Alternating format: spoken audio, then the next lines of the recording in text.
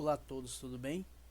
Bom, nesse segundo módulo, a gente vai começar a preparar nosso ambiente para executar os testes de intrusão. Vamos aprender como instalar as ferramentas a qual a gente vai utilizar no decorrer do curso. E para isso, eu estou supondo que você já tenha um sistema operacional Linux devidamente instalado e configurado no seu computador.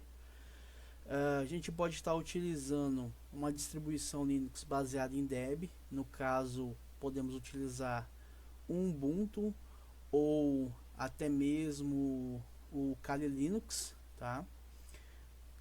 Se preferir também podemos instalar o Debian e estar utilizando instalar as ferramentas normalmente, mas isso não implica somente as distribuições baseadas em Debian, mas também podemos utilizar outras como distribuições com base em RPM, como CentOS, Fedora, OpenSUSE e por aí vai, tá? Bom, o intuito da nossa aula de hoje é fornecer uma visão geral sobre testes de invasão. A gente vai entender também a anatomia e os tipos diferentes de ataques, conhecer fase de um teste de invasão e também conhecer as metodologias e seus aspectos legais. Bom, também vamos ver uma visão geral sobre o pentest, né? O que é na realidade o pentest e a importância para executar um teste de invasão num ambiente corporativo. Bom, o teste de invasão é um processo de análise detalhada do nível de segurança de um sistema ou rede, usando a perspectiva de um infrator. O objetivo principal é simular de forma controlada um ataque que normalmente é executado por criminosos. Bom, e na realização do pentest, a gente tem as fases de um ataque, né? Quais são os passos onde o atacante ele vai do início ao fim até conseguir o seu propósito, que é invadir o sistema alheio. E um ataque ou teste de invasão é composto por uma série de fases de ataque, onde em cada determinada operação são realizadas várias etapas. O que vai definir a diferença de um teste de invasão e um ataque realizado por um cracker é justamente a intenção, o tempo disponível para o mesmo. As fases básicas de um ataque são denominadas pela a primeira etapa. Deixa eu pegar um slide aqui para explicar certinho para vocês. Bom, a primeira etapa da fase de um ataque é o levantamento de informação. Nessa fase, ela é a mais importante na questão de um ataque. Então, ela é a principal para a execução de uma invasão para ser bem sucedida. Baseada no descobrimento nessa fase, ou todas as informações que o hacker coletar, todo o planejamento é realizado e os vetores de ataque serão definidos nessa primeira etapa. Bom, aqui qualquer informação que seja vinculada ao alvo é considerada de valor nesse primeiro passo. Aqui podemos definir que essa primeira etapa ele vai fazer o levantamento de informações, o qual ele vai conseguir, por exemplo, nome de funcionários, tá? Ele pode também coletar endereços, número de telefones, sites vinculado à empresa alvo a qual ele quer realizar o ataque. Após ele coletar o máximo de informação possível, né? Então essa primeira etapa ela é fundamental para que seu ataque seja bem sucedido, que ele tenha sucesso no ataque. Ele vai passar adiante a segunda fase, que é a varredura. Nessa fase, o atacante busca informações mais detalhadas do alvo, que possa permitir e definir seus vetores de ataque e enxergar as possibilidades que podem permitir ganhar um acesso ao sistema. através da exploração de alguma falha encontrada. Então aqui ele já vai partir para a utilização de ferramentas. Claro que nessa primeira etapa aqui ele já conseguiu, por exemplo, um endereçamento de IP, né? Então ele conseguiu ali um host, um IP, né? Um IP ou host, tá? Vamos supor que ele pegou ali na sua coleta um IP, no caso associado a um site. E esse endereço de IP aqui leva ao servidor. E a partir do momento que ele consegue chegar até esse servidor, ele vai partir a utilizar umas ferramentas para coleta dessas informações, para conseguir enumerar as informações desse servidor. E nessa segunda etapa, ele busca informações como o sistema operacional que o alvo utiliza, quais os serviços que estão sendo executados nesse alvo, quais serviços estão disponíveis para o acesso, qual a versão de cada serviço que está sendo executado no alvo. Ele vai também verificar nesse processo se a rede que ele está atacando ela possui um sistema aprimorado de firewall, no caso um sistema de IDS ou IPS, identificação e prevenção de intrusão na rede. Também ele vai nessa segunda etapa ele vai conseguir identificar se possui honeypots, ou seja, servidores falsos, servidores fantasmas, aonde ele pode atacar, e com isso ao fazer o ataque a esses servidores fantasmas ele pode ser detectado, tá? Também para ele nessa segunda etapa ele vai conseguir verificar se essa rede ela é uma rede interna ou uma rede externa, no caso de uma DMZ, de uma zona desmilitarizada. Vai verificar também se tem serviços como acesso público rodando em alguma outra máquina, tá? Também ele vai ver se tem algum software malicioso já sendo executado também dentro em alguma máquina dentro dessa rede, tá? Então tudo isso já possibilita inúmeras etapas para que o atacante seja bem sucedido no seu ataque. Bom, e já nessa segunda etapa, a partir dessas informações, o atacante pode buscar maiores detalhes na internet ou fóruns especializados em buscas de exploits que permitem que ele explore falhas existentes nas versões dos serviços que estão sendo executados. Vamos dar um exemplo aqui. Por exemplo, se nesse servidor que ele está coletando essas informações, vamos supor que essa rede ela não tem nenhum sistema de firewall, ele não identificou nada, e aí ele dá de cara, por exemplo, com a porta 445, o qual vai levar ao serviço de SMB, SMB, tá? Server Message Block. Esse serviço aqui vai permitir verificar se tem compartilhamento na rede. Por exemplo, outra porta também padrão que vocês devem conhecer, 3389, que é o serviço de RDP da Microsoft, né?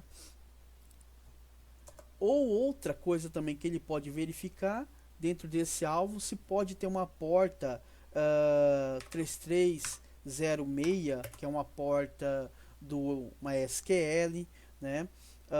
Uma porta também do SQL da Microsoft, que é a 1433, e tudo isso aqui ele vai pesquisar dentro desse alvo e vai atrás de exploits, tá? Então isso tudo vai favorecer ele ir atrás de exploits para versões desse serviço.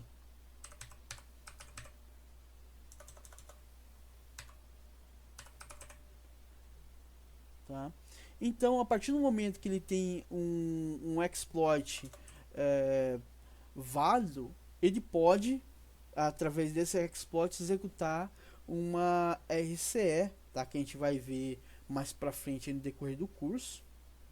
Também como ele vai conseguir coletar informações sobre essas vulnerabilidades. Essas informações são catalogadas através de uma CVE. Também vou explicar mais para frente. Não se preocupem em atentar agora por essas informações que eu estou explicando, tá? Que a gente vai ver de uma forma mais prática e dinâmica como executar um ataque, e vai ver que isso não é um bicho de 7 cabeças. A gente vai ver que isso é uma coisa bem simples, tá? Bom, a partir do momento que ele já tem tudo isso em mão, ele vai passar para a terceira etapa, que é ganhar o acesso, tá? Aqui o atacante coloca em prática tudo que ele planejou a partir das informações obtidas previamente. Dependendo de seus vetores de ataque, ele pode realizar uma série de ataques buscando ganhar acesso ao sistema-alvo, como por exemplo um ataque de brute force local, tá? Então ele ganhou acesso a uma máquina, e dessa máquina ele vai tentar comprometer outro servidor que já está dentro dessa rede, né? Ataques de força bruta também de modo remoto, capturar o tráfego da rede, coletar as informações que passam por dentro dessa rede, interceptar e-mail, tá? Então ele vai utilizar algumas ferramentas de escuta nessa rede aí, como os sniffers, e existe várias ferramentas aí que a gente pode estar utilizando open source, ferramentas excelentes, né? Ele pode bolar também um ataque de engenharia social para tentar ganhar o acesso mais privilegiado a uma máquina, tá?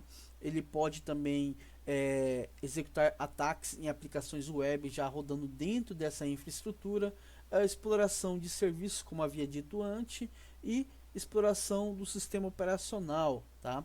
Conseguindo um acesso ao sistema, o atacante realizará uma série de operações buscando a elevação de seu privilégio, ou seja, ele quer ganhar o acesso total, ele quer ser o admin dessa máquina, ele quer ganhar um acesso como root, tá? No caso do Windows, ele vai ganhar um acesso via administrador, ou seja, se ele conseguir comprometer uma máquina através de um exploit, e essa máquina está rodando, por exemplo, com acesso de usuário, ele vai tentar elevar a permissão para administrador, ou seja, fazer a escalação de um privilégio, tá? No caso do sistema operacional Linux, ele vai ganhar um acesso de um usuário comum e vai passar a ser root, dono do sistema, super usuário do sistema. Bom, passando da fase 3, ele já está dentro da rede, agora ele quer manter o acesso. Após conseguir o acesso, o atacante busca de alguma forma manter o acesso, conseguindo que ele pode conseguir através de seus ataques. E isso normalmente não é utilizado por um pentester, a não ser que seja extremamente necessário. Eu vou explicar o porquê.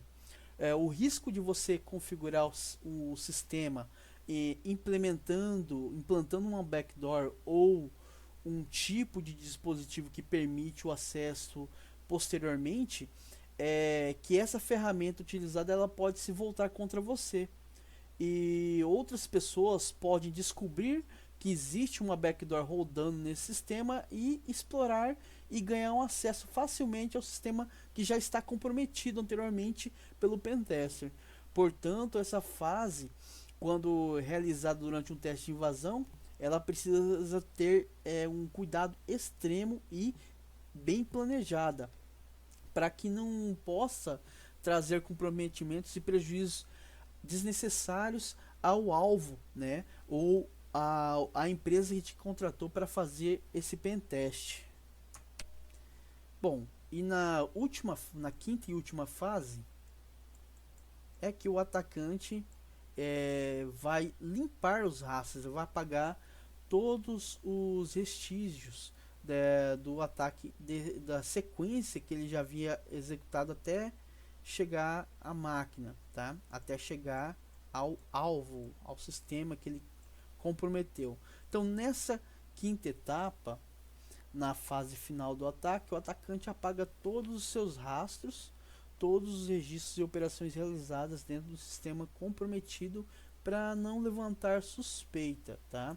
Mas como a gente está executando um teste de intrusão, às vezes é interessante deixar esses vestígios até mesmo para ser como prova para a gente mostrar para a equipe técnica, para a técnica dessa empresa que realmente o seu sistema foi comprometido, tá? E isso a gente deixa com evidência, a não ser também que seja necessário que você apague os rastros, mas nessa parte aqui não há necessidade, tá? A não ser que seja definido no escopo do pentest. Bom, e tendo o entendimento dessa fase do ataque em si, como ele ocorre, existem várias modalidades em que a gente pode enquadrar o nosso ataque. Então, há vários tipos de ataques possíveis a serem realizados e podemos dividir tais ataques em dois grandes grupos, tá? E sendo o primeiro como server-side attack, o server-side attack é um ataque ao servidor. Ele foca na tentativa de explorar serviços que estão sendo executados em um determinado dispositivo.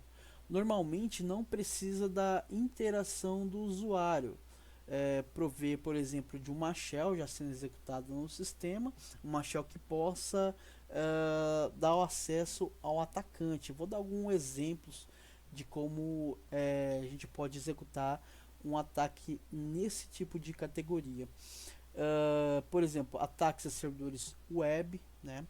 Podemos também fazer ataques a servidores de e-mail, tá? Focar também em ataques de servidores DNS e ataques de serviços de RPC, tá? Para quem não conhece esses protocolos, eu também vou explicar mais para frente, mais a fundo no decorrer do vídeo, tá? Não se preocupe em entender esses protocolos agora. É muito importante, tá? Para um pentest, um analista de segurança de informação, entender de protocolos, estudem protocolos, tá? Descubram como que cada serviço interage dentro de uma rede, para que você tendo um bom entendimento de como, por exemplo, um servidor de e-mail, qual é o comportamento do servidor de e-mail, qual é o comportamento de um serviço de RDP, tá? Como funciona um serviço de banco de dados, como MySQL, SQL, PostgreSQL, Firebird. Isso é importante, tá? Mas isso aí a gente vai aprendendo com o tempo e ganhando esses macetes aí também, conforme a gente vai executando nossos ataques. Bom, outra modalidade é Client-Side Attack. O ataque ao cliente, ele foca na tentativa de explorar aplicações que são executadas no computador da vítima, que normalmente precisa da interação de uma pessoa para que o ataque seja bem sucedido. Vamos dar as explicações de como executar esse tipo de ataque. Explorando alguma falha existente, por exemplo, no Internet Explorer, no navegador da vítima, tá? Fazendo com que ela clique em um determinado link, né? A gente já vai elevar isso para um ataque de engenharia social, né? Ou até mesmo uma falha, um exploit no Internet Explorer da vítima, tá?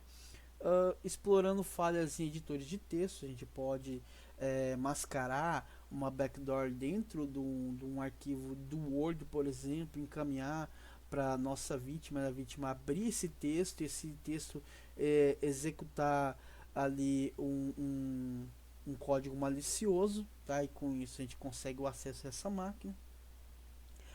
Explorações de falhas em clientes de e-mail também, isso é bem importante e é bem comum também. Por exemplo, se a pessoa usar alguns e-mails, não estou falando de Google, a Hotmail, né, esses outros e-mails que a gente tem, mas por exemplo, recentemente tem uma falha bem grave no UOL que os usuários que estavam utilizando esse e-mail do UOL permitir que o atacante consiga ganhar acesso à conta, né, ou até mesmo mandar uma falha de cross-site script, né, uma falha em Java, e com isso poderia, a partir do momento que você executava, clicava naquela sandbox, naquela caixinha de e-mail, executava também um código arbitrário no computador, e aí, dependendo de como ele bolou a engenharia, ele poderia sim levar essa pessoa a instalar um código malicioso na máquina, né? Explorações de falhas em programas, por exemplo, como reprodutores de vídeo, programas de download, programas para baixar MP3, né? Então, novamente a questão da engenharia social.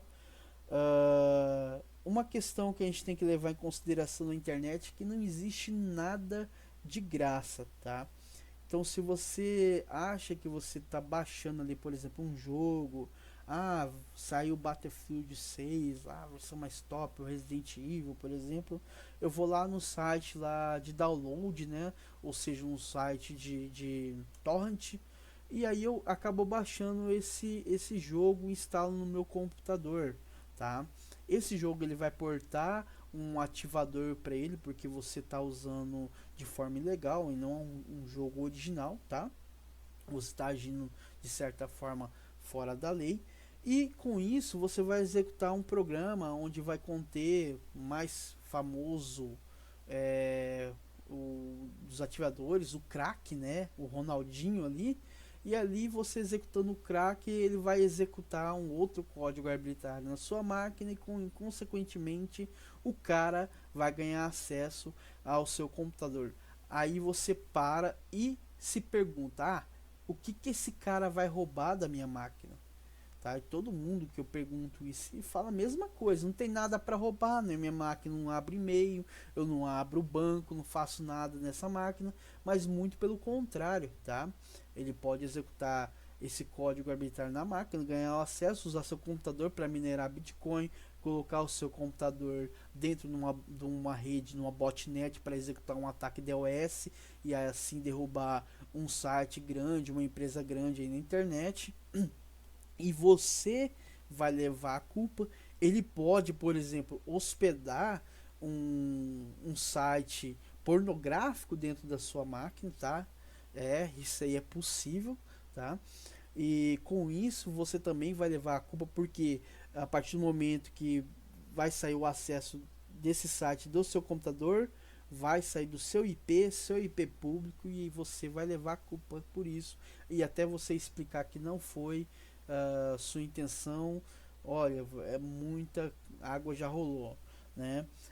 Ele pode obter acesso à sua máquina para executar um ataque mais aprimorado a um outro servidor, usar sua máquina como ponte, e isso é só alguns tipos de ataques que podem ser utilizados, tá? Então na internet não existe nada de graça. Então se o cara tá colocando lá um crack, ele ficou estudando lá um ano para tentar comprometer esse jogo, para disponibilizar ele free, gratuito, tá? Com certeza tem algo de errado. Isso também serve para os programas como o Office, o Windows que você baixa em fóruns. Todos esses Windows já vem modificado, e quem vai garantir que o cara não instalou uma backdoor dentro de um sistema operacional, né? Então, é inúmeras possibilidades que o cara pode ter para executar um ataque.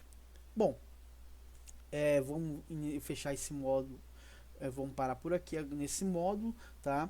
Então isso aqui foi uma breve explicação de como a gente pode fazer o ataque passo a passo.